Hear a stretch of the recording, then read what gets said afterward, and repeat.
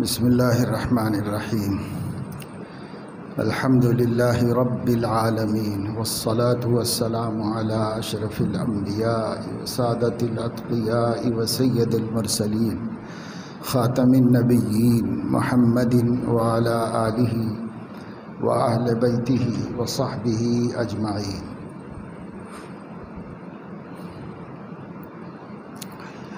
اما بعد،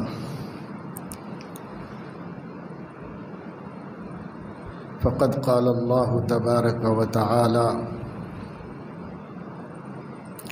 فلا تلقوا بأیدیکم الی التہلکۃ واحسنوا فإن اللہ یحب المحسنین۔ صدق اللہ العظیم۔ اللہ تعالی نے اپنے بندوں کو جتنی باتوں کا حکم دیا ہے اور جن کاموں سے روکا اور منع فرمایا ہے، جن چیزوں کو طیب اور حلال قرار دیا ہے اور جن چیزوں کو خبیث اور حرام قرار دیا ہے، ان سب میں اللہ تعالیٰ کی حکمتیں پوشیدہ ہیں۔ اللہ تعالیٰ کا علم محیط ہے اور اللہ تعالیٰ کا علم سب سے بڑھ کر ہے اور سب سے زیادہ ہے۔ بندوں کی عقلیں، بندوں کی معلومات اللہ تعالیٰ کے علم کے مقابلے میں اتنی بھی نہیں ہیں جتنا کہ سمندر کے پانی کے مقابلے میں چڑیا کے چونچ کا پانی ہو سکتا ہے۔ کوئی نسبت نہیں ہے بندے کے علم کو اللہ تعالیٰ کے علم سے۔ اللہ علیم ہے، خبیر ہے، ہر چیز کا خالق ہے، اور خالق اس چیز کی حقیقت کو جتنا جانتا ہے کوئی دوسرا نہیں جان سکتا۔ اس لیے جن چیزوں کو اللہ حلال کرتا ہے اس کے فائدوں کو اللہ سے زیادہ کوئی نہیں جان سکتا، اور جن چیزوں کو اللہ تعالی حرام کرتا ہے ان کی خباثت کو، گندگی کو، شناعت کو اللہ سے زیادہ کوئی نہیں جان سکتا۔ اس لیے اللہ نے اپنے علم محیط سے اور اپنے علم وسیع سے اور چیزوں کی حقیقت پر نظر سے بعض چیزوں کو بندوں کے لیے حلال فرمایا ہے، بعض چیزوں کو حرام فرمایا ہے۔ مثال کے طور پر اللہ رب العزت نے چچا کی بیٹی سے نکاح کو حلال کیا ہے، لیکن اپنے باپ کی بیٹی سے نکاح کو حرام کر دیا ہے۔ حقیقی بہن سے نکاح نہیں کر سکتے، چچا زاد، پھوپھی زاد، خالہ زاد، ماموں زاد بہنوں سے نکاح کر سکتے ہیں، حالانکہ وہ بھی ہمارے باپ کے بھائیوں کے بچے ہیں، وہ بھی ہمارے ماں کے بھائی کا بیٹا ہے، بیٹی ہے، کر سکتے ہیں۔ کیوں اس سے نہیں کر سکتے؟ کیوں اس سے کر سکتے؟ یہ کیوں کا جواب عقل تو دیتی ہے جتنا بھی دے سکتی ہے، پر ہم اس عقل کے جواب کو قبول کریں نہ کریں ہمیں اختیار ہے۔ عقلی جواب کا کوئی اعتبار نہیں ہے، اس کا جواب اصلی یہ ہے کہ اللہ تعالی نے اس کو حلال کیا ہے، اس کو حرام کیا۔ ایک خاتون آئی حضرت عائشہ رضی اللہ تعالیٰ عنہ کی خدمت میں۔ ام المومنین حضرت عائشہ رضی اللہ تعالی عنہ کو حضور علیہ السلام نے بہت بڑی حکمتوں اور مصلحتوں کے تحت اپنے نکاح میں لیا تھا۔ اس بارے میں دو تین باتیں تو سب لوگوں کو ذہن میں رکھنا چاہیے۔ ایک تو یہ کہ صدیقہ عائشہ رضی اللہ تعالی عنہ بہت کم سنی میں ان کا نکاح ہوا ہے، 6 برس کی عمر میں نکاح ہوا ہے، 9 برس کی عمر میں بیاہ ہوا ہے یعنی رخصتی ہوئی ہے، اور 18 برس کی عمر میں بیوہ ہو گئی حضور علیہ السلام کے وصال کی وجہ سے۔ یہ باتیں صحیح بخاری کی روایتوں کے مطابق بالکل صحیح ہیں، اس میں کوئی شک شبہ نہیں۔ جو لوگ خواہ مخواہ 18-19 کی کھینچتان کر رہے ہیں یہ مرعوب دماغ ہیں، اور شکست خوردہ لوگ ہیں جو جواب نہیں دے سکتے ہیں تو حقیقتوں کو بدل دیتے ہیں۔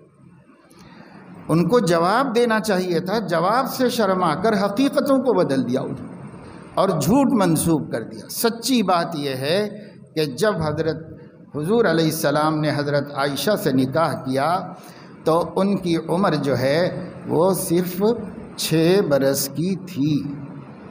اس میں کوئی شک نہیں اور اس میں کوئی شرمندگی کی بات نہیں، 6 برس کی تھی۔ پھر جب رخصتی ہوئی تو وہ 9 سال کی تھی، اور جب بیوہ ہوئی تو 18 سال کی تھی۔ اور چونکہ نبی کی بیوی سے کوئی نکاح نہیں کر سکتا، اس کے بعد 50 سال بیوگی کے ساتھ زندہ رہی اور پوری عفت و پاک دامنی کے ساتھ مسلمانوں کی استاذ بن کر رہی، مسلمانوں کی مصلحہ بن کر رہی، اور مسلمانوں کے لیے امیدوں کا مرکز بن کر کے رہی، علم کے اعتبار سے، دین کے اعتبار سے۔ اور پھر حضور علیہ السلام نے ان سے نکاح کا خود ارادہ کبھی نہیں فرمایا، خود سے کبھی نہیں سوچا تھا حضور علیہ السلام۔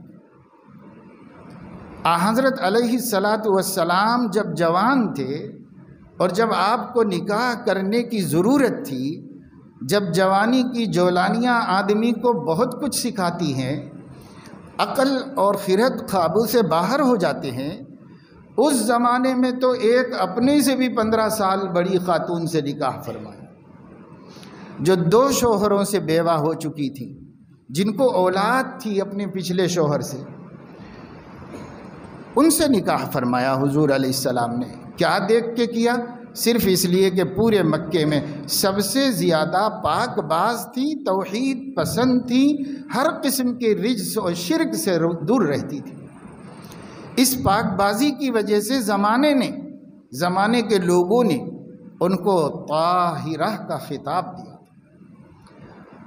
عمل اور علم اور اخلاق کے اعتبار سے پاک تھی بالکل، تو ایک پاک کو پاک کی ضرورت تھی، اس لیے حضور علیہ السلام نے اس پورے سماج میں سے اس 2 مرتبہ بیوہ ہو جانے والی بوڑھی عورت، 40 برس کی عورت کو پسند فرمایا، صرف ان کی طہارت کی وجہ سے کہ میں طاہر ہوں اور میرا جوڑا بھی طاہرہ ہونا چاہیے، اس لیے حضور علیہ السلام نے ان سے نکاح فرمایا۔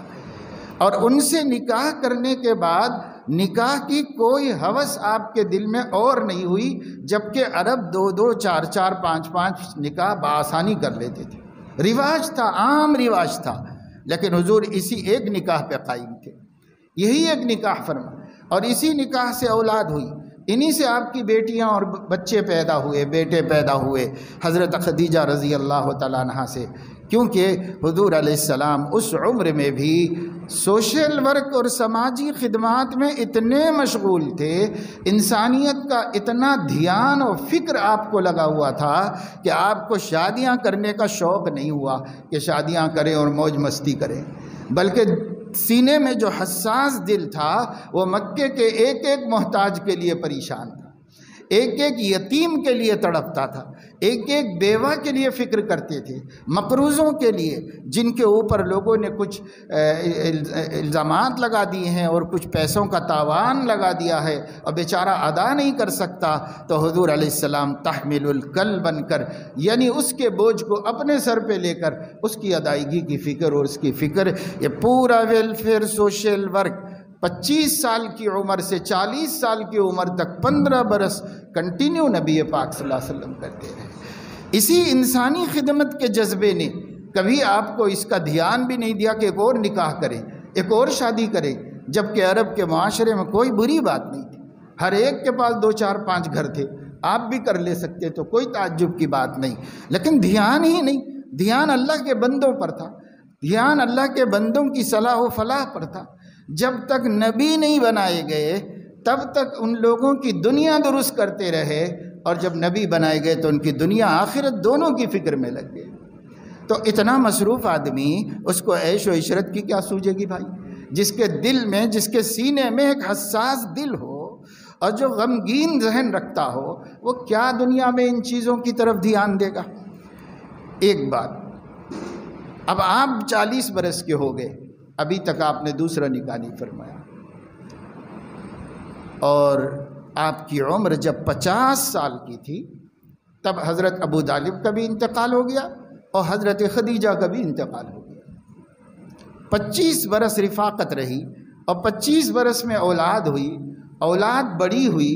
خود حضور علیہ السلام نے اپنی بیٹیوں کے نکاح بھی کر دیے تھے، کیونکہ رواج تھا، کلچر تھا، چھوٹی بچیوں کا نکاح کیا جاتا تھا، اسی کو عزت و فخر سمجھا جاتا تھا، اس لیے حضور علیہ السلام نے بھی اپنی 2 بیٹیوں کا نکاح کر دیا تھا۔ اس سے پہلے ہی ایک کا تو ہو گیا تھا، باقاعدہ رخصتی بھی ہو گئی تھی، اور 2 اور کو ابو لہب کے بیٹوں سے، چچا کے بچوں سے نکاح کر دیا تھا۔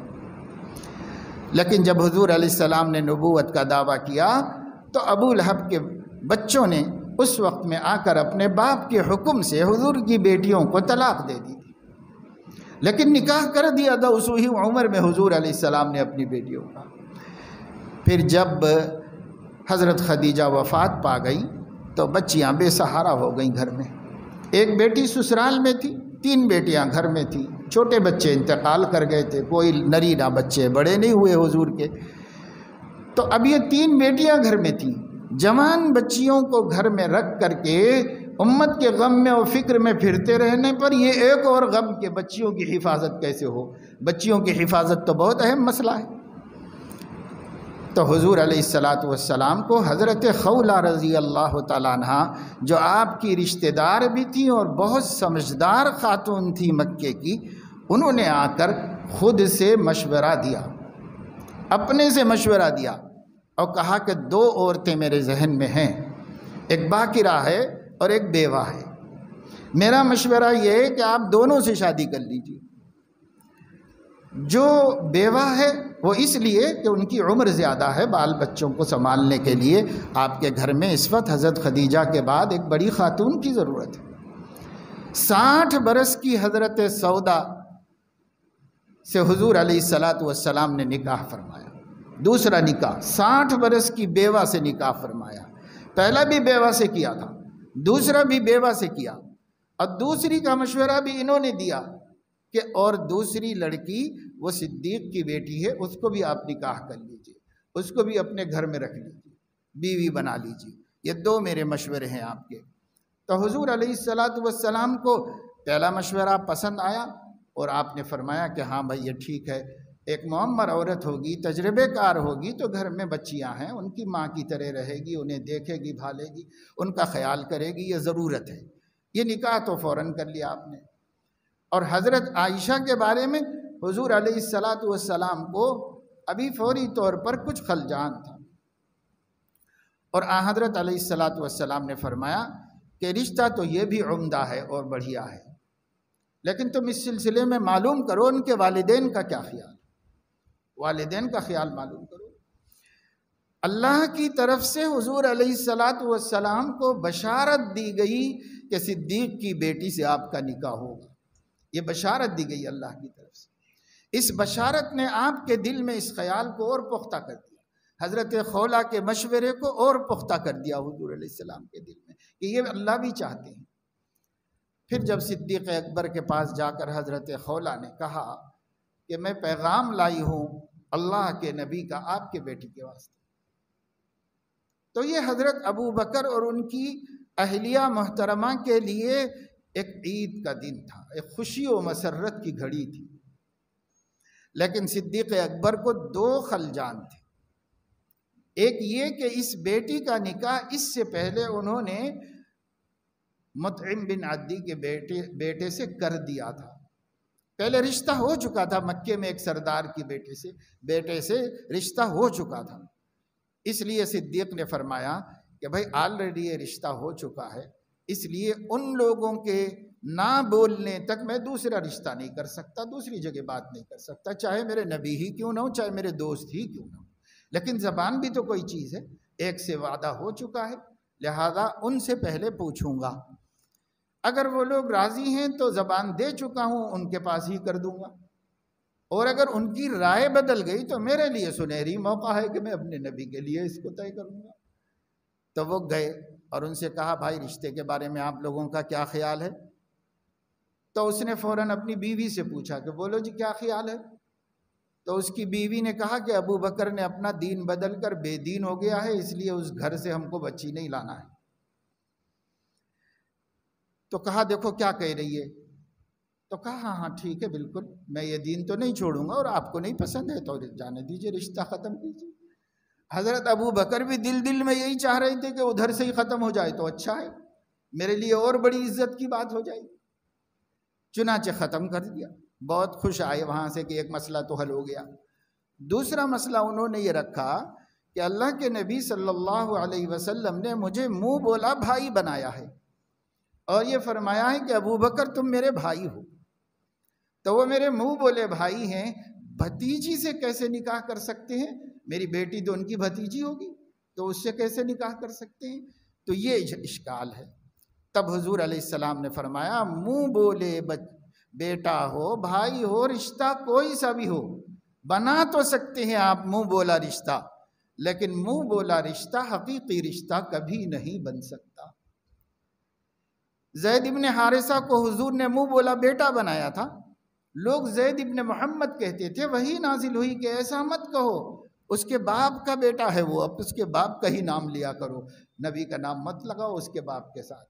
یہ بہت بڑی خیانت ہے اور بہت بڑا جرم و گناہ ہے۔ چنانچہ حضور نے منع کر دیا، کوئی بھی زید ابن محمد نہ کہے، زید ابن حارثہ کہے، ان کے ابا کے نام سے موصوف کرے، کیونکہ باپ کا نام بدلنے سے بڑا گناہ کچھ، سب سے بڑا گناہ ہے باپ کا نام بدلنا، اس لیے ان کے باپ کے نام ہی سے ان کو یاد کیا جائے۔ لیکن حضور نے بیٹا بنا کے رکھا، عمر بھر ساری زندگی بیٹا بنا کے رکھا، ان کے بچوں کو اپنے پوتروں کی طرح پرورش کی، وہ پالا حضور علیہ السلام نے۔ مگر یہ ہے کہ رشتہ تو نہیں بنے گا، یہ صرف منہ بولی بات ہے، خیر خواہی ہے، محبتیں ہیں اور کچھ نہیں، شرعی رشتہ نہیں بنے گا۔ شرعی رشتہ وہی ہے جو اللہ نے بنایا ہے، اور دوسرا کوئی شرعی رشتہ نہیں بنے گا۔ تو حضرت ابو بکر کا یہ مسئلہ بھی حل ہو گیا۔ جب یہ مسئلہ بھی حل ہو گیا تو وہ خوشی سے راضی ہو گئے، اور انہوں نے خود حضور علیہ السلام کو اپنے گھر میں بلا کر خود ہی ان کا نکاح پڑھ کے بیعہ دیا اور نکاح کر دیا۔ یہ پوری تفصیل جس کے ذہن میں ہوگی وہ یہ سمجھ سکتا ہے کہ یہ وہ دور ہے جس دور میں لوگ نبی کی چھوٹی چھوٹی غلطیاں پکڑنے کے لیے گھور گھور کے دیکھ رہے تھے، لیکن پکڑ نہیں پا رہے تھے۔ اگر اس وقت کے سماج میں یہ کوئی بری بات ہوتی تو اس کو تو لے کے پورا مکہ سر پہ اٹھا سکتے تھے، اور اس کو تو لے کے حضور علیہ السلام کی عزت و ناموس کو داغدار کر سکتے تھے وہ لوگ۔ لیکن ان لوگوں کو پتا تھا کہ یہ تو کوئی غلط بات ہوئی ہی نہیں، وہ تو خیال بھی نہیں گیا کسی کا، کسی کو دھیان بھی نہیں گیا، کیونکہ اس زمانے کے سماج میں اسی عمر میں بچیاں بیاہ ہی جاتی تھیں۔ یہ اور بات ہے کہ حضور علیہ السلام نے جتنے نکاح فرمائے اس کے علاوہ سب بیوگان سے کیے، وہ اس وجہ سے کیے کہ اس وقت کے سماج میں بیوہ کے نکاح کو معیوب سمجھا جاتا تھا۔ انسانیت پر رحم کھاتے ہوئے حضور علیہ السلام نے بیواؤں سے نکاح کر کے سب کو ہمت دلائی کہ بھائی بیواؤں کو بیکار مت چھوڑو، ان سے نکاح کرو، ان سے بھی نکاح کرو۔ لیکن اگر باقرہ تو جو ہے وہ 6 برس کی عمر میں نکاح ہونا عرب کے کلچر میں کوئی غلط بات نہیں تھی، وہ تو رواج تھا، ریگولر چیز تھی، وہ ہوتی ہی تھی، اس پہ کسی کو تعجب تھا نہ اعتراض تھا۔ اگر اعتراض ہوتا، یہی ایک مسئلے کو لے کر ہمارے نبی کے مشن ہی کو روک دیتے لوگ، دنیا سر پہ اٹھا لیتے، لیکن وہ جانتے تھے کہ اس کا کوئی وزن نہیں ہے، یہ کوئی اعتراض بن ہی نہیں سکتا، یہ کیسے اعتراض بن سکے؟ اس لیے یہ بات بھی ذہن میں ہم کو رکھنا چاہیے۔ اور تیسری بات یہ ہے کہ عرب جو غذا کھاتے، یعنی اونٹ کا دودھ پیتے اور کھجوریں کھا کر جیتے تھے، بس یہی ان کی غذا تھی۔ یہ وہ غذا ہے جس کی وجہ سے کم سنی میں بچیاں بالغ ہو جاتی اور نکاح کے قابل ہو جاتی تھی۔ اس زمانے میں یہی تھا، آج بھی وہاں کی قوت و طاقتیں، لیکن اب تو وہ کیڈبری کھانے لگے ہیں، اس لیے ان کی طاقتیں نہیں رہی ویسی۔ پہلے جب اونٹ کا دودھ پیتے تھے اور کھجور کھاتے تھے تو ان کی طاقت کا مقابلہ نہیں کیا جا سکتا تھا، بہت طاقتور لوگ ہوتے تھے وہ لوگ۔ یہ غذا ہی کچھ ایسی اللہ نے بنائی، اور گرم علاقوں میں رہتے تھے، تو وہ بات عربوں میں کبھی تعجب کی نہیں رہی۔ یہ تو صرف گزشتہ 200 سال کے دوران بعض عیسائیوں نے خام خواہی مسئلہ بنایا، ایشو بنایا، خام خواہی بنایا، حالانکہ خود عیسائیوں کے اپنے عقیدے کے مطابق ہم تو حضرت مریم کو کنواری کہتے ہیں،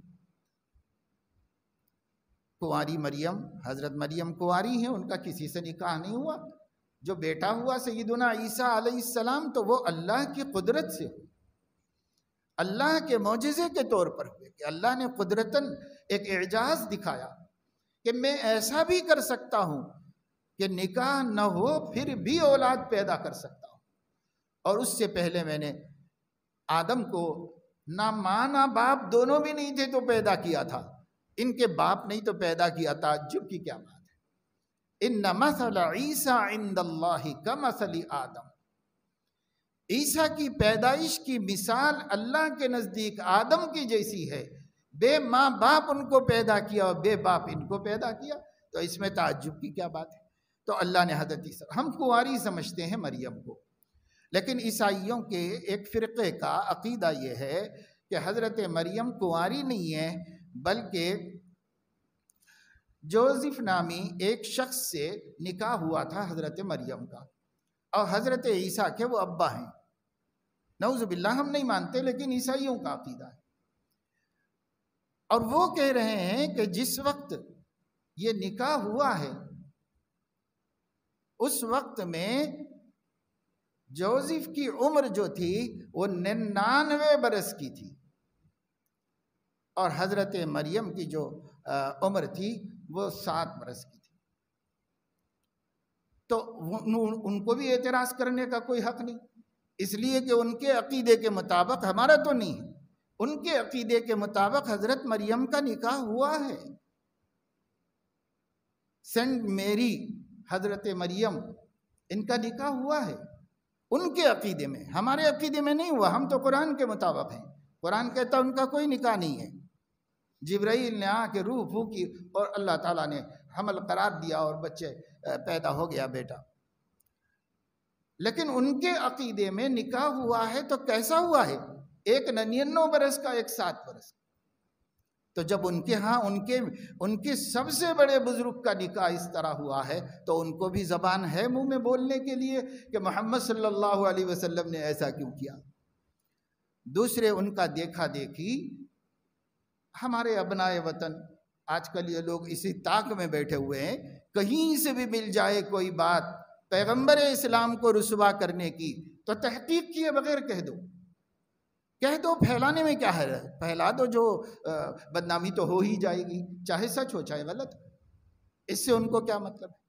تو ان کو مل گئی یہ بات، ان لوگوں نے ایسی چلا دی، اور چلانے کا سبب بھی اللہ ہماری قوم کو ہدایت دے، بنے ہیں مسلمان ہی، مسلمان ایک حماقت نہ کرتے اور قرآن کے مطابق عمل کرتے تو یہ ان کی زبان پر نہ آتا، ان لوگوں کی زبان پر اتنی بری بات لانے کا سبب بنے مسلمان، ڈیبیٹ میں مسلمان سبب بنے، اور مسلمانوں کی بیہودہ گفتگو کا جواب میں یہ بات سامنے آئی۔ اسی لیے قرآن نے پہلے ہی کہہ دیا تھا لا تسبوا الذین یدعون من دون اللہ فیسبوا اللہ عدوا بغیر علم، جو لوگ غیر اللہ کو پوج رہے ہیں ان کے بتوں کو برا مت بولو، کیونکہ اس کے جواب میں وہ تمہارے اللہ کو برا کہہ دیں گے اور تم سبب بن جاؤ گے، گناہ تمہارے سر پہ آئے گا۔ تو کہنے والے نے یہ کہہ دیا کہ بھائی یہاں شیولنگ، وہاں شیولنگ، وہاں شیولنگ، وہاں، ارے ہم کو بھی پھاڑ کے دیکھو تو ہمارے اندر بھی ملے گا۔ یہ بات نہیں بولنے کی تھی مسلمانوں کو، لیکن مسلمان نے یہ بات کہی اور انہوں نے یہ بات کہی کہ ہم کو پوجو، ہمارے اندر بھی ہے، لا حول ولا قوت الا باللہ۔ یہ ہے مسلمانوں کی حماقتیں، اللہ منع کر رہا ہے اور پھر آپ وہ کام کر رہے ہیں، اور جو اللہ نے بتایا تھا وہی رزلٹ آیا، فَيَسُبُّ اللَّهَ عَدْوًا بِغَيْرِ عِلْمٍ، پھر وہ لوگ اللہ رسول کو جہالت سے برا بھلا کہیں گے، گالیاں دیں گے۔ یہ گالی دی گئی ہماری غلطی کی وجہ سے، ہم ان کا احتساب تو کر رہے ہیں، قوم کو کون سیدھے رستے پر لائے گا؟ یہ جاہلوں کو کون عقل سکھائے گا؟ بڑے بڑے اچھے اچھے شاندار کپڑے پہن کر کے، میک اپ کر کے، بڑے شوقوں سے جا کے ڈبیٹ میں حصہ لیتے ہیں، اور پیٹ چیرو تو الف کا نام بھالا نہیں، اسلام کی تاریخ سے واقف نہیں، دین کے احکام سے واقف نہیں، اور جا کے وہاں بیٹھتے ہیں پیسے کمانے کے واسطے، شہرت کمانے کے واسطے۔ یہ جھوٹے غداروں نے ہمارے دین کو اور رسوا کیا ہے، اور زیادہ ہمارے نبی کو بدنام کیا ہے۔ ان کو کیا پتا ہے اسلام کیا ہے؟ اور وہ لوگ کسی عالم کو نہیں بلاتے، اس لیے نہیں بلاتے کہ وہ جواب دے گا، ان کو جواب نہیں چاہیے، جواب نہیں دینے والا چاہیے، ان کو جواب دینے والا ان کو نہیں چاہیے، نہیں جواب دینے والا چاہیے۔ تو بہرحال جو بھی ہوا، جو باتیں آئیں سامنے، تو میں یہ عرض کرنا چاہتا ہوں کہ ہمیں بھی تو نہیں معلوم ہے کہ اس کی حقیقت کیا ہے، ہمیں بھی نہیں معلوم۔ اب ان لوگوں نے یہ بات کہی تو ان کو بھی نہیں معلوم، یہ بھی جاہل ہیں۔ اللہ فرمانے بغیر علم، جہالت کے ساتھ اللہ کو گالی دیں گے، علم نہیں ہوگا کچھ بھی ان کو، تو ان کو واقعی نہ اللہ کے بارے میں علم ہے، نہ رسول اللہ کے بارے میں علم ہے۔ اور اللہ رسول کا علم کیوں ہوگا بھائی؟ وہ تو ایمان والے ہیں ہی نہیں۔ لیکن ان کو اپنے دھرم کا، اپنے مذہب کا بھی علم نہیں۔ اس لیے یہ بات جو کہی جا رہی ہے کہ ہندوؤں کی مذہبی کتابوں کے حوالوں کے ساتھ، کہ تاکہ تو کوئی رجوع کر کے وہاں کتاب میں دیکھ سکے، ریفرنس کے ساتھ، یہ بات علماء نے سامنے لا دی ہے کہ جس وقت ہندوؤں کے سب سے بڑے بزرگ، آج کل ہر زبان پر جس کا نام ہے وہ سری رام کا نام ہے، انہوں نے جب نکاح کیا تھا تو ان کی بیوی سیتا کی عمر 6 برس کی تھی۔ تو اب کیا اعتراض ہے ان کو حضور علیہ السلام پر؟ ان کو کیا اعتراض ہے؟ اور ہندوؤں میں کل تک ایسا ہوتا تھا؟ چند برس پہلے ہندوستان کی آزاد حکومت بن جانے کے بعد بھی یو پی، بہار، بنگال میں کم سن بچیوں کی، نابالغ بچیوں کی شادیاں ہوتی رہتی تھی، اخباروں میں آتا رہتا تھا، اور اس کو خود حکومت نے تسلیم کیا ہے کہ ہمارے کلچر میں کچھ سالوں پہلے تک ایسا ہی تھا۔ اب کہے کو نبی کو اچھا انہوں نے تو کیا، ہمارے لوگ بھی اتنے شرمندہ ہیں کہ بھئی کتنا ہم کو رسوا ہونا پڑ رہا۔ ارے تم کو رسوا ہونا پڑ رہا ہے، تمہاری وجہ سے تمہارے نبی کو رسوا ہونا پڑ رہا ہے۔ اگر تم علم والے ہوتے، اپنے نبی کی سیرت جاننے والے ہوتے، اپنے نبی سے سچی عقیدت رکھنے والے ہوتے، تمہارے دلوں میں خلجان نہ ہوتا، تمہارے دلوں کے اندر ڈاؤٹس کانٹے بن کر چبھ نہ رہے ہوتے، تو تم اپنے نبی کے بارے میں مطمئن ہوتے، تمہارا سر فخر سے بلند ہوتا۔ تم کائے کو شرما رہے ہو؟ اسی لیے شرما رہے ہو، جانتے نہیں ہمارا نبی کون ہے، جانتے نہیں کتنا پاک باز ہے، جانتے نہیں کتنا طاہر و مطہر ہے، جانتے نہیں کہ اس کے جذبات کی پاکیزگی کی اس انسانیت کی تاریخ میں دوسری مثال نہیں۔ آپ کو پتہ ہی نہیں ہے کتنے پیارے اور کتنے عمدہ اخلاق والے ہیں۔ آپ سمجھتے ہیں ہر کوئی اپنے بڑوں کو اچھا ہی سمجھتا ہے، ہر کوئی سمجھتا ہوگا، سمجھنے دو، یہاں نہ سمجھنے کی کوئی وجہ نہیں ہے۔ آپ کو تو سمجھنا ہی سمجھنا ہے، دنیا کے ہر انسان کو ماننا ہے، اور جتنے دنیا میں انصاف پرست اسکالرز ہوئے ہیں یا عوام ہوئے ہیں، سب نے مانا ہے، اور سب نے ہی ان کی اہمیت کو جانا ہے اور ان کی بلند اخلاقیوں کو سمجھا ہے۔ کتنے ہندو ہیں جو اردو زبان اچھی طرح جانتے تھے، اور جس زمانے میں فارسی زبان اچھی طرح جانتے تھے تو انہوں نے ادیب ہونے کی حیثیت سے حضور علیہ السلام کی شان میں نعتیں کہی ہیں، منقبتیں کہی ہیں۔ ان کی غرض کچھ ہوگی، اللہ بہتر جانے، لیکن جو کچھ انہوں نے کہا ہے سچائیوں کی بنیاد پہ کہا ہے۔ ان کا مطالعہ، گاندھی ایک مرتبہ حضرت مولانا محمد علی مونگیری رحمۃ اللہ علیہ سے ملنے کے لیے گئے، جو اس ملک کے بہت بڑے عالم دین تھے، ندوۃ العلماء کے بانی، اور حجاز مقدس میں مکہ مکرمہ میں مدرسہ سولتیہ کے بانی حضرت مولانا محمد علی مونگیری رحمۃ اللہ علیہ بہت بڑے عالم گزرے ہیں اس ملک میں۔ ان کے پاس گاندھی گئے تو گاندھی نے ان کے سامنے اسلام کی خوبیاں بیان کی، اور بہت مطالعہ تھا، بہت پڑھا لکھا آدمی تھا، اسلام بھی خوب جانتا تھا، اس نے اسلام کی خوبیاں بیان کی اور پیغمبر اسلام کی خوبیاں بیان کی۔ حضرت نے سب سن کر فرمایا کہ بھئی یہ تو خوبیاں ہیں، میں آپ سے خرابیاں سننا چاہتا ہوں کہ اسلام میں کیا خرابی ہے، یہ سننا چاہتا ہوں آپ سے۔ خوبیاں تو خیر میں بھی جانتا ہوں، مسلمان ہوں، خرابی بتائیے کیا ہے؟ تو کہنے لگے کہ نہیں مولانا، اسلام میں تو بڑی خوبیاں ہیں، اسلام خرابیوں سے پاک دین کا نام ہے، ویسا ہے ویسا ہے۔ تو حضرت نے فرمایا نہیں کچھ ہے خرابی اس کے اندر، کوئی نہ کوئی تو ہوگی۔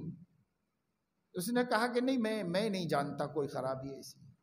تو فرمایا وہ خرابی بتاؤ جس کی وجہ سے آپ اسلام میں نہیں آنا چاہ رہے ہیں، اور اگر وہ بات سچی ہے جو آپ بول رہے ہیں تو آپ کو اسلام میں ہونا چاہیے تھا، آپ اسلام میں کیوں نہیں ہیں؟ اگر آپ کہہ رہے ہیں کوئی عیب نہیں، اسلام بالکل سچا اچھا مذہب ہے، تو اس میں تو آپ کو رہنا چاہیے نا، تو پھر آپ اس میں کیوں نہیں ہیں؟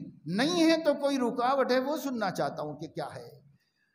تب اس کو بغلے جھانکنا پڑا اور ایک عالم دین کے کوئی جواب نہیں دے سکا، اور اس نے یہ کہا مولانا یہ تو اپنے اپنے خیالات اور اپنے اپنے من کی بات ہے، باقی علم میرا یہ کہہ رہا ہے کہ سب سے سچا مذہب اچھا مذہب اسلام۔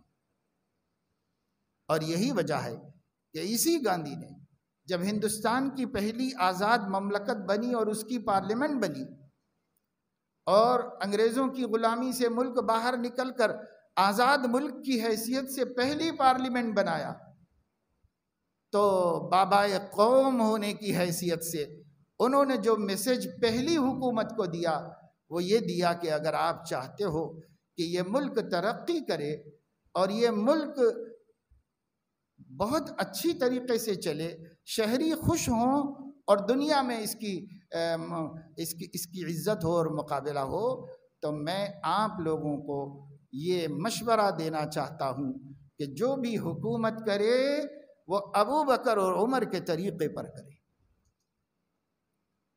اب یہ ریکارڈ ہے نا، اس کو کیوں نہیں لاتے منظر پر؟ اسے تو دبا دیا گیا، دفنا دیا گیا، مگر تاریخ میں سے بھلایا نہیں جا سکتا۔ بابائے قوم ہونے کی حیثیت سے پورے ملک کے ہندوستانیوں کے رہنما، سیاسی رہنما کی حیثیت سے اس شخص نے اس ملک کی پہلی پارلیمنٹ کو ہدایت دی کہ اگر کامیاب حکومت کرنا چاہتے ہو تو ابو بکر و عمر کو اسوہ بناؤ اور اس کے مطابق کام کرو۔ مگر جب ابو بکر و عمر اور اس کے نبی اور ان کے خدا ہی سے دشمنی دلوں میں بھری ہوئی ہو تو کیا فائدہ اٹھائیں گے اور کیا ان کی نقل کر سکیں گے؟ تو خیر میں آپ کو یہ بات بتا رہا تھا کہ حضرت عائشہ رضی اللہ تعالیٰ عنہ کے نکاح کے بارے میں ہیر پھیر کی کوئی ضرورت نہیں، جو ہوا صحیح ہوا، اچھا ہوا، وہی ہوا جو ہر قوم اور ہر مذہب کے پیشواؤں نے کیا ہے، کچھ بھی اس کے اندر غلط نہیں ہوا، اس میں ہمیں کچھ بھی سوچنے کی ضرورت نہیں ہے۔ اسے ظلم کہنا، اسے زیادتی کہنا آپ کے اپنے زمانے کے حالات پہ ڈیپینڈ کرتا ہے، ہر زمانے کے حالات پہ ڈیپینڈ نہیں کرتا، یہ آپ کے اپنے زمانے کے حالات پہ ڈیپینڈ کرتا ہے۔ آج کا دور، آج کی غذائیں، آج کی زندگی، آج کی صحتیں، آج کے ہیلتھ پرابلمز آج کے ہیں، وہ اس کی بنیاد پر آپ قوانین بناتے ہیں، لیکن یہ اس وقت میں نہیں تھے، نہ ہندوؤں میں، نہ عیسائیوں میں، اور کہیں بھی۔ اور آج بھی علماء فرماتے ہیں امریکہ کے کئی اسٹیٹس کے قانون میں 13 سال کی عمر میں، 12 سال کی عمر میں لڑکیوں کو شادی کرنے کی اجازت ہے، اور شادیاں نہیں کر کے جو کچھ کر رہے ہیں اس کے لیے تو کوئی حد ہے نہ کوئی مقرر۔ اب تھوڑی دیر جب یہاں رہتا ہوں حیدرآباد میں تو گھر پر ناشتہ کرتا ہوں، ناشتے کے اتنی دیر میں اخبار پہ ایک نظر ڈالتا ہوں کہ کیا چل رہا ہے ملک میں۔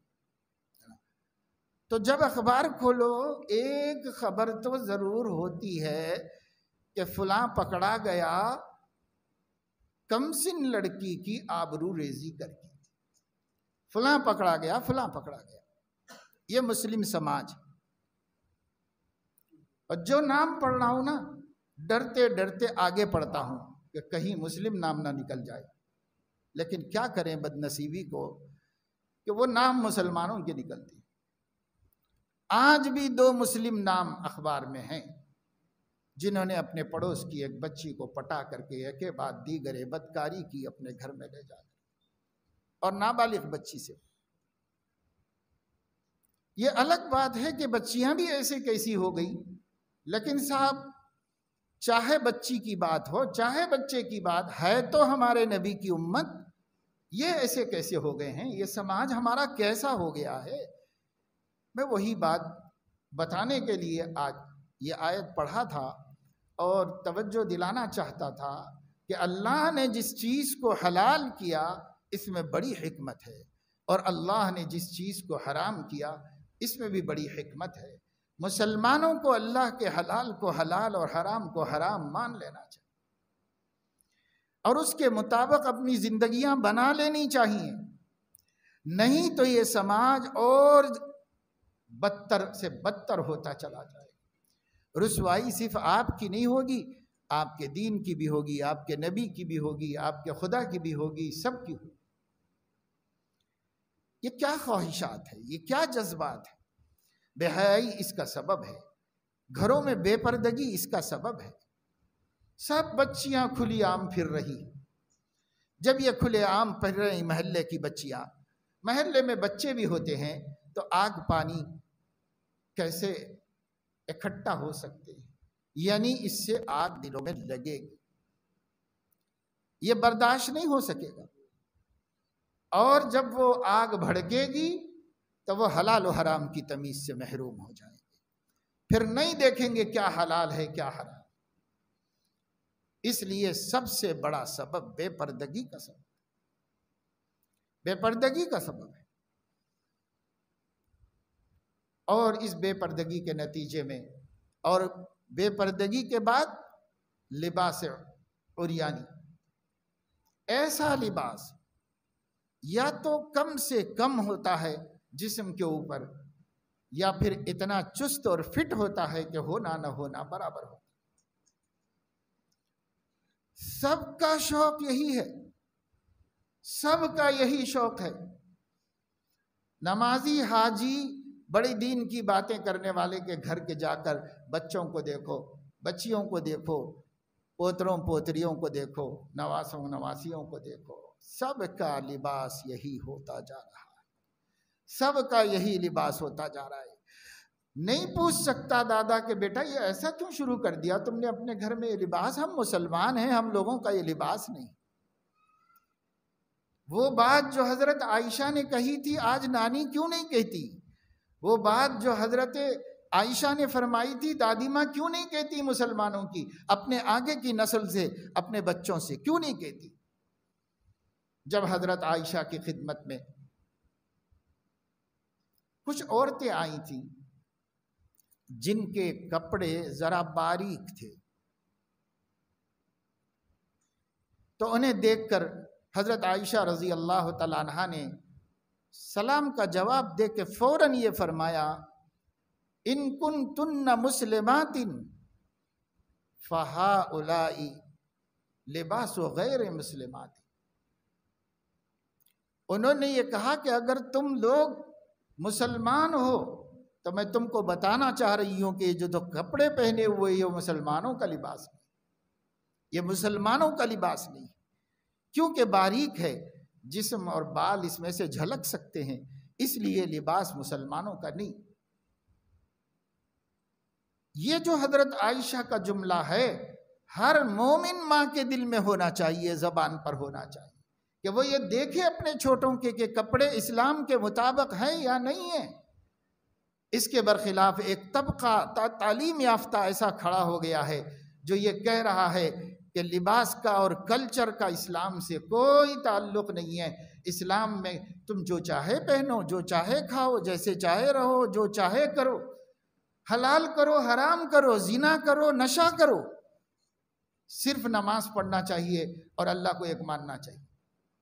لا حول ولا قوت الا باللہ۔ یہ دین نبی نہیں لائے تھے، یہ دین لبرل ہے، یہ دین امریکہ کی پیداوار ہے، یہ دین یہود و نصارہ کا اسلام ہے، نبی کا اسلام یہ نہیں ہے۔ نبی کا اسلام وہ ہے جو صدیقہ فرما رہی ہیں ایک عورت کو باریک کپڑے دیکھ کر کے ان کنتن مسلمات فہذہ لباس غیر مسلمات، اگر تم مسلمان ہو تو سن لو جو کپڑے تم پہنے ہوئے غیر مسلموں کا لباس ہے، مسلمانوں کا نہیں ہے۔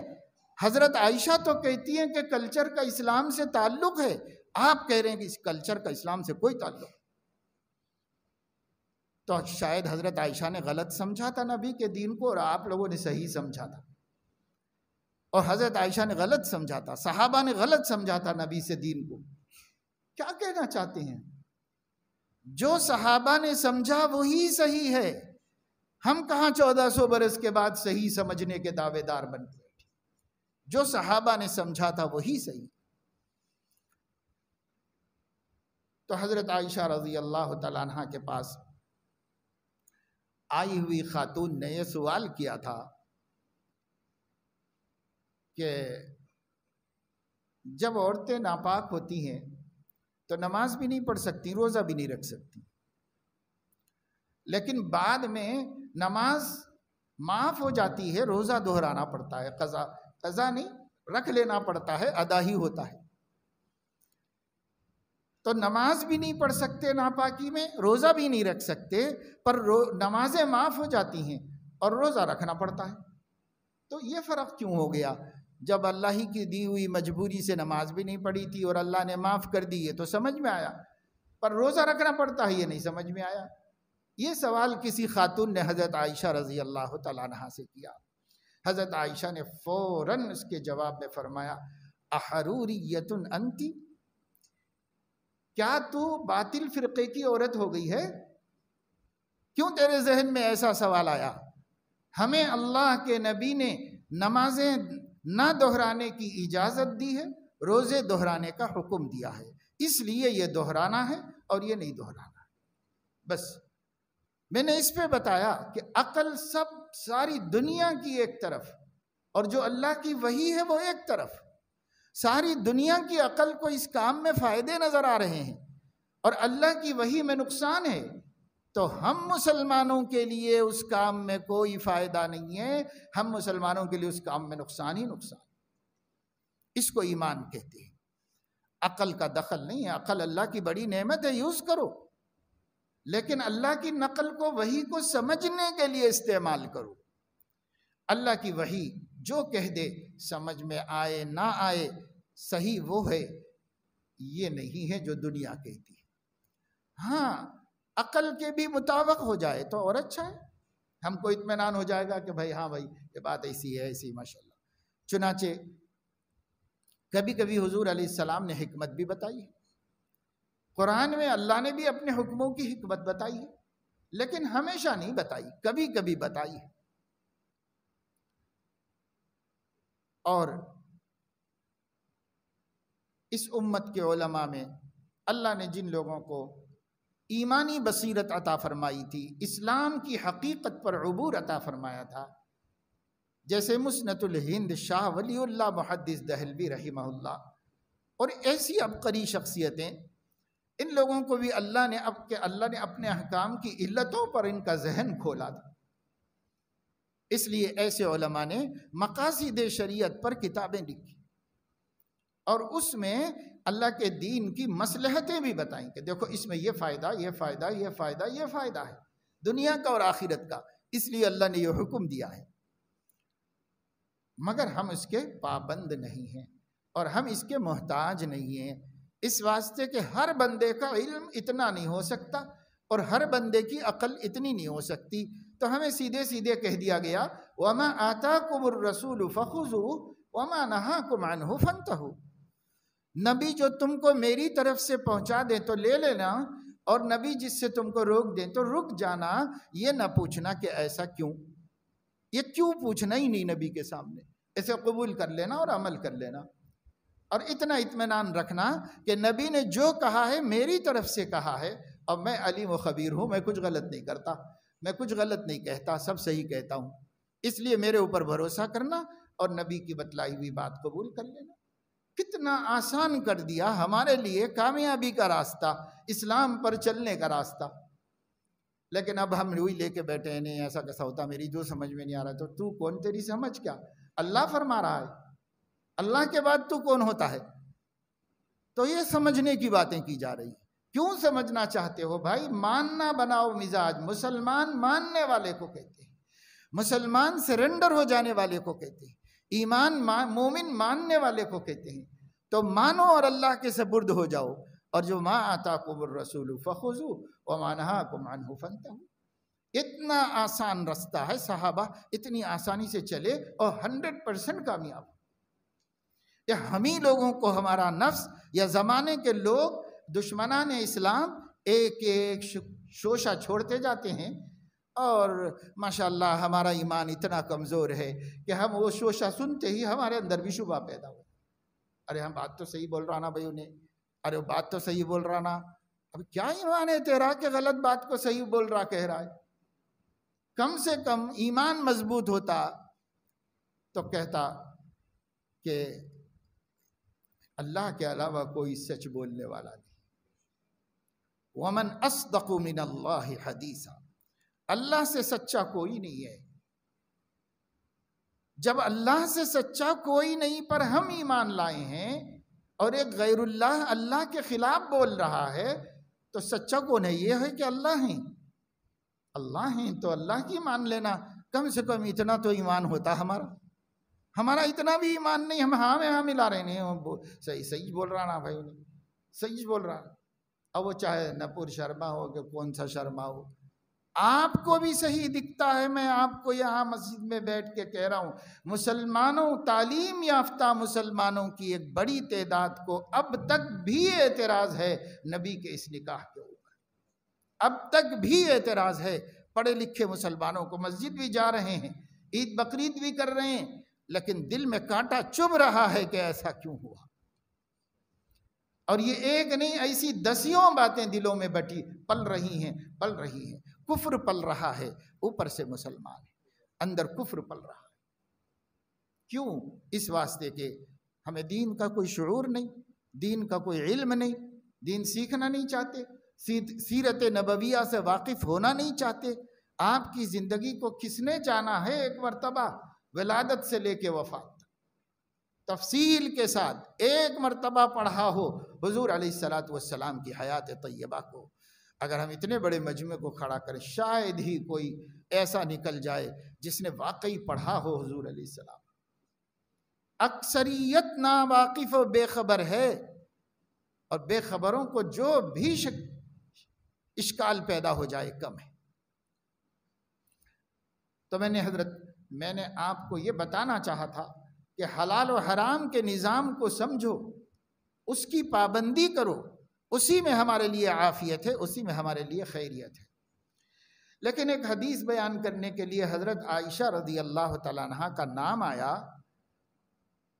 تو چونکہ میں محسوس کر رہا ہوں، دیکھ رہا ہوں، سن رہا ہوں کہ مسلمان خود بھی کچھ نہیں جانتے، 0/0 ہیں۔ حضرت عائشہ کے مرتبے اور مقام، صدیق اکبر کے مرتبے اور مقام، اور رسول اللہ صلی اللہ علیہ وسلم کے فیصلے، آپ کے اعمال، آپ کے اخلاق، آپ کے اقدامات عین عقل و انصاف کے مطابق ہوتے ہیں، اس پر یقین ہمارا بھی بنا ہوا نہیں۔ اس لیے میں نے چند موٹی موٹی باتیں بتائیں کہ ہمارے بچوں کے ذہن میں رہیں اور ان کے ذہن سے نکل جائے، کیونکہ یہ بات میڈیا میں پھیل گئی تو اگرچہ کہ حیا کی وجہ سے اپنی زبان پہ تو نہیں لا رہے ہیں، غصہ اسی پر نکال رہے ہیں، لیکن ضمیروں سے پوچھو، من سے پوچھو تو خود کو بھی جواب نہیں معلوم ہے اس کا کہ اس کی حقیقت کیا ہے۔ تو میں نے یہ چند باتیں بتائیں، یہ مصلحتیں ہوتی ہیں حضور علیہ السلام کے نکاح کرنے کی، ہوا کرتی تھی۔ پھر سب سے بڑی مصلحت وہ یہ تھی حضور علیہ السلام کی کہ آپ کی جتنی بیویاں تھیں وہ سب کی سب بڑی عمر کی بیوہ عورتیں تھیں، ان سب کو بھی کسی اسلامی مصلحت سے آپ نے نکاح کیا۔ مثلا حضرت صفیہ سے نکاح اس لیے کیا تھا، آپ کو خیال بھی نہیں گیا تھا، آپ نے حضرت صفیہ کو اپنے مجاہدین میں سے، وہ چونکہ جنگ میں قید ہو کے آئی تھی، اس زمانے کا نظام تمام دنیا میں یہی تھا کہ جو قیدی عورتیں ہوتی ہیں وہ مجاہدین میں بانٹ دی جاتی ہیں، تو حضور علیہ السلام نے حضرت صفیہ اپنے ایک مسلمان مجاہد کو دے دی تھی۔ تو دوسرے مسلمانوں نے کہا کہ یا رسول اللہ وہ یہودی سردار کی بیٹی ہے، اگر آپ ایک معمولی آدمی کو دے دیں گے تو وہ لوگوں کے ہاں میسیج رانگ جائے گا اور وہ یہ سوچیں گے کہ کوئی عزت نہیں ہے عزت والوں کی اسلام میں، وہ یہ سوچیں گے۔ اس لیے بہتر ہے کہ صفیہ کو آپ اپنے پاس رکھ لیں، اپنی باندی بنا لیں۔ لیکن حضور علیہ السلام باندیاں بنانا پسند نہیں کرتے تھے، تو حضرت صفیہ کو اپنے حصے میں لیا بانٹتے وقت میں، اور پھر حضور نے ان کو آزاد کر دیا اور سفر ہی میں ان سے نکاح فرما لیا حضور علیہ السلام نے۔ اور چونکہ ایک یہودی سردار کی بیٹی تھی، اسی رات میں انہوں نے یہودیوں کے سارے راز فاش کر دیے اور حضور علیہ السلام کو اسلام کے مشن کو آگے بڑھانے اور یہودیوں کی شرارتوں سے اسلام کو بچانے کے لیے رستے کھل گئے۔ یہ مصلحتیں ہوتی تھیں حضور علیہ السلام کی، جس میں بیویاں بڑھانا یا شادیاں کرنا کوئی شوق نہیں تھا حضور علیہ السلام۔ فرصت کہاں تھی اللہ کے نبی کو، اتنی فرصت کہاں تھی۔ حضرت ام حبیبہ رضی اللہ تعالیٰ عنہ سے نکاح کیا، یہ مکے کے سردار ابو سفیان کی بیٹی تھی، جو بدترین دشمن تھے پہلے فتح مکہ تک، اور یہ مسلمان ہوئی تھی اس زمانے میں جب کہ اسلام بہت مجبور و مظلوم تھا، اور مسلمان ہوئی تھی، ان کے شوہر بھی مسلمان ہوئے تھے، اور دونوں مسلمان ہو کر مظالم سے بچنے کے لیے حبشہ ہجرت کر کے چلے گئے تھے۔ لیکن وہاں جانے کے بعد چونکہ حبشہ میں سب عیسائی تھے، تو حضرت ام حبیبہ کا جو شوہر تھا وہ دنیا کے اور مال و متاع کے لالچ میں عیسائی بن کر وہاں کی کسی عیسائی عورت سے شادی کر لیا، مرتد ہو گیا۔ اب بیچاری اکیلی ہو گئی، ادھر گھر رسول اللہ صلی اللہ علیہ وسلم کے بدترین دشمن کا گھر ہے، اور ادھر شوہر مرتد ہو کے چلا گیا ہے، بے سہارا ہو کے رہ گئی۔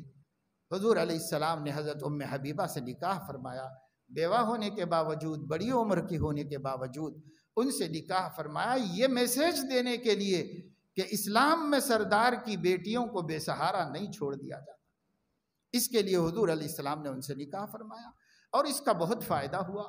اور فائدہ یہ ہوا کہ عرب لوگ داماد کی عزت کا خیال کرتے تھے، اور اس وجہ سے اس کے خاندان سے، اس کی قوم سے جھگڑا نہیں کرتے تھے، لڑائی نہیں کرتے تھے۔ اس لیے ابو سفیان کو ہر دفعہ سوچنا پڑتا تھا کہ میرے داماد ہیں وہ، میں ان سے کیسے جھگڑا کروں، میں ان سے کیسے، تو آ کے صلح کی باتیں کرتے تھے۔ اکثر انہوں نے آ کے صلح کروا دی کافروں اور مسلمانوں کے درمیان۔ یہ مصلحت تھی حضور علیہ السلام کی، کوئی شوق نہیں تھا شادیاں کرنے کا۔ حضرت ام سلمہ رضی اللہ تعالیٰ عنہ سے نکاح فرمایا۔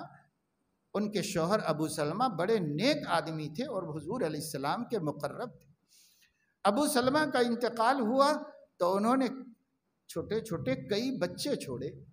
حضرت علیہ السلام نے ان بچوں کی کفالت اور پرورش کو اپنے ذمے لینے کے لیے حضرت ام سلمہ رضی اللہ تعالیٰ عنہ سے نکاح فرمایا، اور اس وجہ سے بھی کہ ام سلمہ علم و فضل والی عورت تھی، اور اگر وہ اسلام کو قریب سے سمجھیں گی تو ان کے ذریعے سے مسلم عورتوں کی تعلیم و تربیت ہو سکے گی۔ چنانچہ ام سلمہ صحابہ میں اصحاب فتویٰ سمجھی جاتی ہیں۔ محدثین نے ام سلمہ کے فتاویٰ جمع کیے ہیں مستقل، بہت بڑی علم و فضل والی خاتون، اور حضرت عائشہ کو اس لیے کیا کہ آپ ایک بڑی عالمہ فاضلہ چھوڑنا چاہتے تھے اپنے پیچھے عورتوں میں، مردوں میں تو بے شمار تھی، عورتوں میں کسی بڑی عالمہ فاضلہ کو چھوڑنا چاہتے تھے حضور علیہ السلام۔ اور یہ جتنی عورتیں تھیں ان کی عمر تحمل علم کی عمر نہیں تھی، یعنی اتنی بڑی بڑی عمریں تھیں کہ یہ طالب علم بن نہیں سکتے اور بہت زیادہ علم نہیں حاصل کر سکتے تھے۔ ایک باکرہ کنواری کم سن بچی کی ضرورت تھی، اور اگر حضور کو تربیت دینا ہوتا تو نامحرم کو تو نہیں دے سکتے تھے۔ آپ کے پاس کوئی محرم نہیں، آپ صلی اللہ علیہ وسلم نے حضرت عائشہ سے نکاح کر کے اتنی بڑی عالمہ بنایا ہے کہ حضرت عائشہ رضی اللہ تعالیٰ عنہا نے 2000 سے زائد حدیثیں روایت فرمائی، اور حضرت عائشہ صحابہ کرام کے حدیث غلط سمجھنے کی اصلاح کیا کرتی تھی۔ اور ان کو صحیح سمجھایا کرتی تھی۔ حضرت عمر کی مجلس علم میں ایک بات پہ اختلاف ہو جاتا تو حضرت عمر آدمی کو بھیجتے تھے اور کہتے تھے کہ حضرت عائشہ سے پوچھو ان کی کیا رائے ہے، وہ جو معنی بتائیں گے وہی یہاں مانی جائے گی بات۔ چنانچہ حضرت عائشہ کو اتنا بڑا علم کا مقام حاصل ہوا، یہ نبی نے علم سیکھنے کے زمانے کی عمر میں ان کو اپنے پاس رکھ کر تربیت دی۔ ان سے نبی کو کیا فائدہ اٹھانا تھا اور کیا ان سے دنیا کے اندر عیش کرنا تھا اور انجوائے کرنے کے لیے۔ حضور علیہ السلام کا ایک نکاح بھی اس غرض سے حضور نے نہیں فرمایا، سب اس ملت کے مفاد میں فرمایا، سب کے سب اس امت کی ہدایت کے لیے فرمایا، ان کے نفع کے لیے فرمائے حضور علیہ السلام نے۔ اللہ مسلمانوں کو توفیق دے کہ وہ اپنے نبی کے بارے میں جان سکیں، اپنے نبی کو پہچان سکیں، اپنے نبی کے بارے میں غلط فہمیوں کو اپنے دلوں سے پہلے نکال سکیں۔ جب ہمارے دلوں کے کانٹے نکل جائیں گے ہم دوسروں کو کھل کر بولیں گے اور ان کے سامنے فخر سے ذکر کریں گے، اور ان کا کوئی اشکال ہے تو ہم جواب دے سکیں گے۔ اور جو سویا ہوا ہے وہ سوئے ہوئے کو جگا نہیں سکتا۔ ہماری ملت اپنے دین سے جاہل ہے، وہ دین سے جاہلوں کو کیسے علم دے سکتی ہے اور کیسے ان کو بتا سکتی ہے؟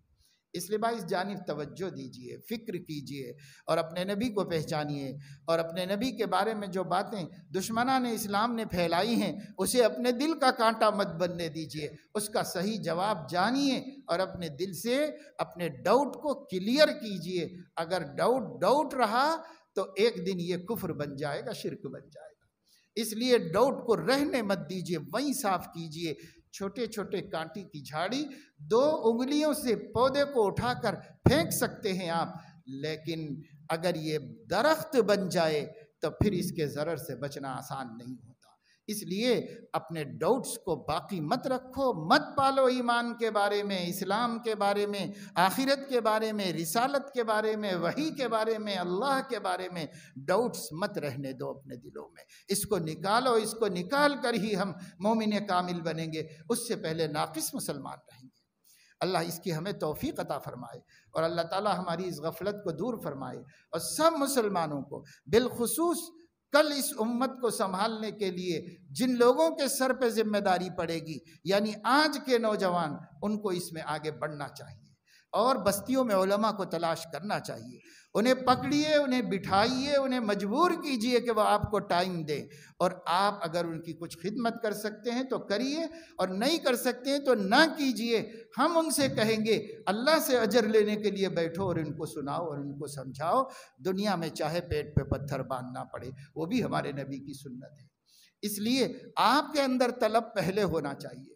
آپ کہو ہم 20 آدمی یہ سننا چاہتے ہیں، آپ کہو ہم 40 آدمی یہ سننا چاہتے ہیں اور دین جاننا چاہتے ہیں، ہم علماء کو پکڑ کے لا کے بٹھائیں گے زبردستی۔ الحمدللہ آج ایک نوجوان عالم بھوکا رہ کر بھی کام کرنے کو تیار ہے۔ کل ہی ہم نے علماء کے پورے شہر کی میٹنگ میں ان لوگوں سے تبادلہ خیال کیا، انہوں نے ہاتھ اٹھائے کہ کام اگر ہے ہم تیار ہیں بیٹھنے کے لیے، ٹائم دینے کے لیے، ہم تیار ہیں کام کرنے۔ تو کام کرنے کے لیے تیار ہیں علماء۔ آپ لینا نہیں چاہتے ہیں، آپ سیکھنا نہیں چاہتے ہیں، آپ جاہل کے جاہل ہی رہنا چاہتے ہیں، آپ اپنے نبی سے بے خبر رہنا چاہتے ہیں، آپ اپنی آخرت کو جاننا ہی نہیں چاہتے، تو پھر اس کا کیا حل ہے بھائی؟ پھر اللہ کا جو عذاب آ جائے کم ہے ہمارے اوپر۔